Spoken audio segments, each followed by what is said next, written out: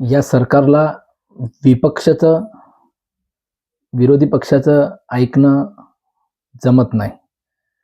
तर मग हे सी-जे-पी जी पार्टी तयार झाली आहे, तरुणांमध्ये ऑनलाईन पद्धतीने विद्यार्थी जमा केले आहे.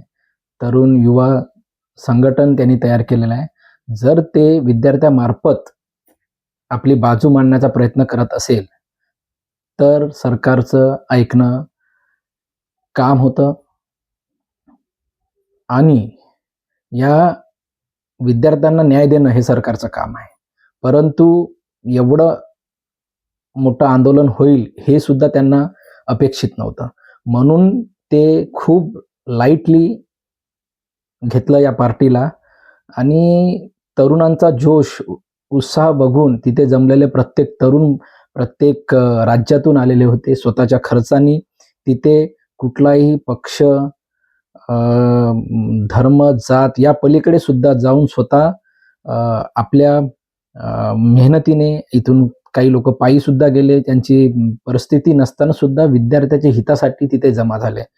ते फक्त पक्ष बघून नाही, की सी-जे-पी पार्टी आहे, की अभिजित दिपके तिथे आंदोलन करतात. पण त्यांना एक सरकारविषयी जे चीड होती, नीट पेपर फुटल्यामुळे आणि शिक्षण प्रणालीमध्ये सुधारणा व्हावी, या हेतूनेच तिथे आंदोलन करण्यात आलं. त्यामुळे त्या आंदोलनात प्रत्येक तरुण-तरुणी, विद्यार्थी उपस्थित होते.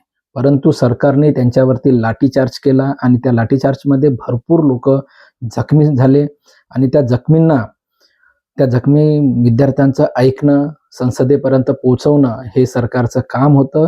मन की बात करता नरेंद्र मोदी कुठल्या लेव्हलवर गेले हे त्यांनाच माहिती नाही.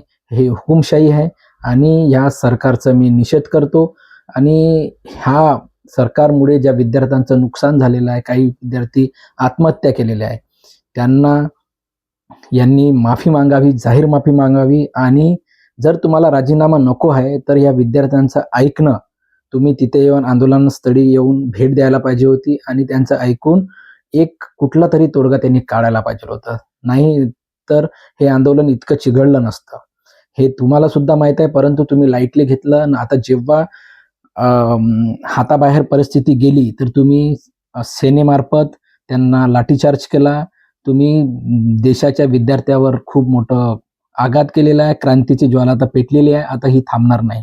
तुम्ही काहीही केलं तरी तुम्ही जे धोरण इथे राबवलेलं आहे, ते अत्यंत चुकीचं आहे आणि असं मला वाटते, की येणाऱ्या दिवसात असे आंदोलन तुमच्याविषयी निघत राहील आणि ही क्रांतीची ज्वाला चालत राहील.